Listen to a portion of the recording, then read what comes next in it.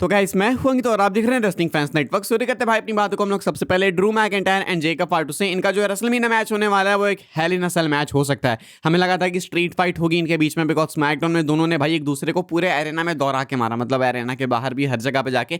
अब ऐसे में देख के लगा था कि स्ट्रीट फाइट होगी, मोस्ट लाइकली रूमर्स भी थी, लेकिन अभी फिलहाल अपडेट का कहना है कि इनका जो मैच है रेसलमेनिया में वो फिलहाल डिस्कस्ड है कि शायद एक hello in a cell match हो जाए। एंड एक hello in a cell match हो जाए भाई तो मजे आ जाए। ये अपडेट है बैकअप हैंगमैन की तरफ से। भाई कहा जा रहा है कि Drew McIntyre and Jacob Fatu will face off at WrestleMania 42 and according to sources consulted the match stipulation will be a Hell in a Cell। तो ऐसे में देख के लगता है भाई मोस्ट लाइकली कि WWE वाले Hell in a Cell match के साथ में जाएंगे, ऐसा इनके सोर्सेस का मानना है। एंड ये सेंसेबल भी है, लॉजिकल भी है, क्योंकि पहले हमने सुना था कि WWE वाले अगर रोमन कोडी करना चाहते थे Mania 42 में तो वो Hell in a Cell match बनाना चाहते थे, लेकिन बाद में उस प्लान को बदल दिया गया एंड अब तो रोमन कोडी ही नहीं होगा। तो ये स्टार्टिंग से ही WrestleMania 42 में एक Hell in a Cell match तो करना चाहते हैं। एंड ऑल्सो मैकिंटायर की तुम हिस्ट्री देखोगे हेल इन अ सेल में तो भाई भी सबसे रीसेंट इनका मैच हुआ था अगेंस्ट सीएम पंक, एंड वो कितना ब्रूटल कितना खतरनाक मैच था। तो WWE को मालूम है कि अगर McIntyre hello in a cell के अंदर जाएगा तो एक बैंगर ही डिलीवर करेगा एंड फैंस को मजे आ जाएंगे। एंड वैसे भी जब hello in a cell PLE होता ही नहीं है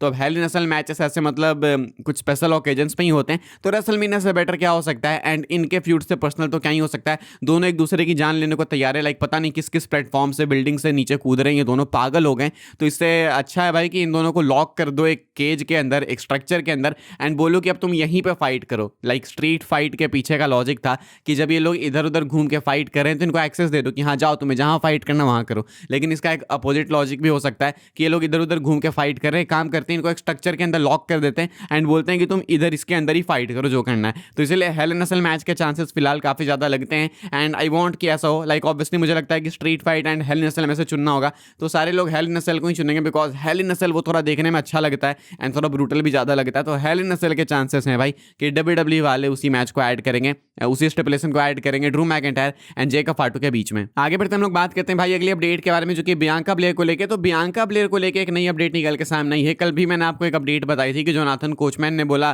कि बियांका ब्लेयर की उंगली जो है वो अपनी खो सकती है, मतलब वो अपनी शायद उंगली कटवा सकती है, बिकॉज उनकी सर्जरी वगैरह कुछ ढंग से हुई नहीं है, पता नहीं क्या भी है, जो भी बोल रहे थे यार, लेकिन उनकी बातों पर बिलीव करने लायक है नहीं। एक नई अपडेट आई है, मैं आपको वो बता देता हूँ। यह है बॉडी स्लैम की अपडेट। कहा जा रहा है कि पर body slam Bianca Belair has started doing some light training as she looks to make her return to in ring competition. कहना है बॉडी स्लैम का कि बियांका ब्लेयर जो है ना वो ट्रेनिंग वगैरह करने लगी। हालांकि ये लाइट ट्रेनिंग है, ऐसा नहीं कि पहले की तरह लाइट ट्रेनिंग है, मतलब हल्की फुल्की ट्रेनिंग है, हल्का फुल्का वेट लेने लगी अपनी फिंगर पे। ऐसे वो WWE रिटर्न के लिए फिलहाल अपने आप को प्रिपेयर कर रही हैं। तो ये जो भी बोला था जोनाथन कोचमैन ने कि अपनी फिंगर लूज करनी पड़ सकती है, वो फालतू बातें हैं भाई, ऐसे कुछ भी बात नहीं है। अगर ऐसा होता तो बहुत पहले बात आ जाती। 1 साल से ऊपर हो गई इस इंजरी को एंड 2 बार इनकी सर्जरी भी हो चुकी है। इतना ऐसा नहीं है कि आपको फिंगर ही लूज करनी पड़ जाए। एंड ये पहली बार नहीं है कि किसी को रेसलिंग के अंदर उंगली के अंदर इंजरी आई है, कई बार आ चुके हैं भाई काफी सुपरस्टार्स को।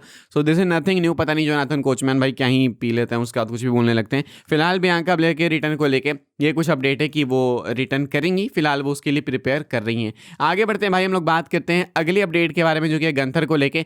गंथर के रेसलमेनिया को लेके प्लान्स क्या है भाई मैं आपको बताता हूँ। फिलहाल सब कुछ ही काफी अनसर्टेन दिखता है, पता नहीं चलता है कि गंथर के लिए क्या किया जाए। WWE वाले डाउट में है कि गंथर के साथ में क्या करना है। कल मैंने आपको बताया कि इसके बावजूद एक्सपेक्टेड है कि गंथर आपको रेसलमेनिया में देखने को मिल सकते हैं एंड यही अभी कंफर्म होती है अपडेट रसल वोट्स की तरफ से। रसल वोट्स रेडियो में बताया गया कि Gunther is reportedly expected to have a substantial role at WrestleMania 42 despite recent absence. कहना है रसल वोट्स रेडियो में भाई कि गंथर स्टिल एक्सपेक्टेड है कि उनको रेसलमेनिया में एक सिग्निफिकेंट, एक सब्सटैंशियल, एक मेजर रोल मिलने वाला है एंड भले वो अभी एब्सेंट है लेकिन रेसलमेनिया के लिए WWE वाले उनको बुक करेंगे। तो एक मेजर रोल क्या ही मिल सकता है लाइक रेसलमेनिया में। अगर आप एक सिंगल्स मैच में नहीं हो तो आप शायद आके ओपन चैलेंज डिलीवर कर सकते हो एंड वो ओपन चैलेंज कोई बहुत ही क्रेजी सुपरस्टार शायद एक्सेप्ट कर ले, या तो क्रिस जेरिको जैसा। लेकिन क्रिस जेरिको के चांसेस मुझे लगते नहीं है। कल क्रिस जेरिको ने इंटरव्यू में बोल दिया कि हम लोग कोशिश कर रहे थे कि एज स्टाइल्स को साइन करें AEW में, तो ये खुद भी मैनेजमेंट के साथ में काम कर रहे हैं, तो ये क्यों ही बिलीव करेंगे AEW अचानक से ही कुछ हफ्तों के अंदर।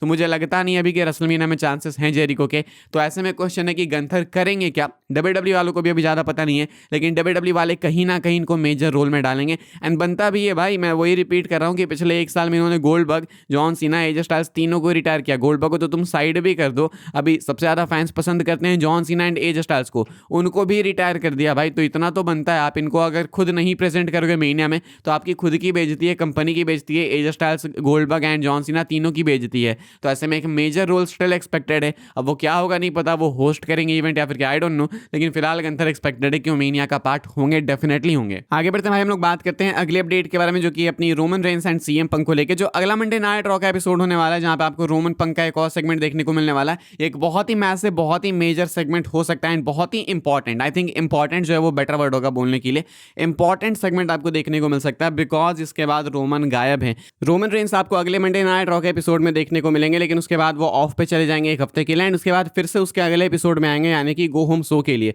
तो बीच में एक हफ्ते की एब्सेंस होने वाली है। कुछ लोगों को लगा था कि रोमन अगले रॉ में भी नहीं होंगे, लेकिन अगले रॉ में होंगे भाई, एंड ऑब्वियसली होंगे। मैडिसन स्क्वायर गार्डन से एपिसोड है, तो रोमन, पंक, लेसनर सब होने वाले हैं। वो बहुत ही मैसिव शो होता है। तो वैसे भी in general he Madison Square garden में मैसिव इवेंट्स होते हैं डब्ल्यूडब्ल्यूई के, तो रोमन का जो सेगमेंट है वो ऐसे भी इंपॉर्टेंट हो जाता है। लेकिन इसके बाद रोमन रेंस एक हफ्ते की छुट्टी भी लेने वाले हैं, एक हफ्ते का गैप भी है, तो डब्ल्यूडब्ल्यूई वाले कोई एंगल प्ले कर सकते हैं, या तो रोमन पे ब्रूटल अटैक करवा दिया जाए, या नहीं तो रोमन कुछ ऐसा कर ही दे जिस कारण से शायद उनको एक हफ्ते का ऑफ लेना हो। मतलब कुछ तो हो सकता है, डब्ल्यूडब्ल्यूई वाले इसको स्टोरी से कनेक्ट कर सकते हैं, इसीलिए क्योंकि अब रोमन को एक हफ्ते का गैप मिलेगा, एक हफ्ते का ऑफ मिलेगा बीच में, तो डब्ल्यूडब्ल्यूई वाले रोमन रेंस पंक के सेगमेंट को किसी बहुत ही केओटिक वे में एंड कर सकते हैं अगले एपिसोड में।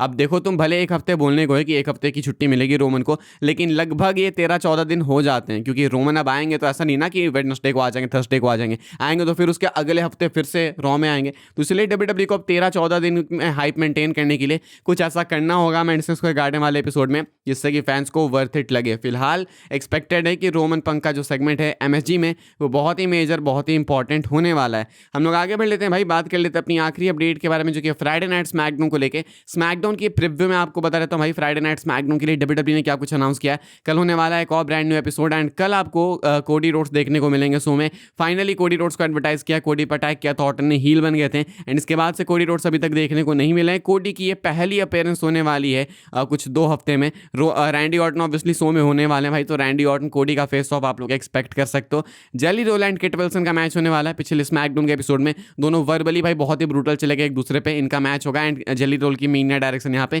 क्लियर होता है आपको देखने को मिल सकती है। Bella twins versus Charlotte and Alexa का मैच होगा। जूलिया एंड टिफनी स्टैटन का एक सिंगल्स मैच होगा, एंड देन आपको देखने को मिलेंगे निक एल्डिस। एक अपडेट देंगे वो मैकइंटायर एंड जेकब फार्टू पे, एंड यहीं पे आप लोग एक्सपेक्ट कर सकते हो कि इनके मैच को hello in a cell match confirm किया जाएगा फॉर रेसलमेनिया। फिलहाल भाई लोग इस वाली वीडियो के लिए यही सारी अपडेट्स थी। आई होप्स आपको इन्फॉर्मेशन मिली हो तो वीडियो को लाइक कीजिएगा, शेयर कीजिएगा एंड सब्सक्राइब कीजिएगा चैनल को, ताकि आने वाले टाइम के अंदर आपको और भी सही डब्ल्यूडब्ल्यूई के अपडेट्स वगैरह सबसे पहले देखने को, जानने को मिलते रहे। फॉलो कर सकते हैं आप लोग मुझे इंस्टाग्राम एंड ट्विटर पर, लिंक आपको मिलेगा डिस्क्रिप्शन में। ज्वाइन कर सकते हैं व्हाट्सएप चैनल को, उसके भी लिंक है डिस्क्रिप्शन में। मिलूंगा मैं आपसे अगली वीडियो में जल्दी, तब तक के लिए good bye, thanks for watching. By the way पिछली वीडियो देख लेना, WXM के ऊपर एक बहुत ही मेजर अपडेट है, एंड रोमन कोडी को भी लेके, तो वो देख लेना भाई, ऊपर आई बटन एंड स्क्रीन में कहीं तो आ जाएगी। बाकी मिलते हैं आपसे अगली वीडियो में जल्दी, तब तक के लिए good bye, thanks for watching.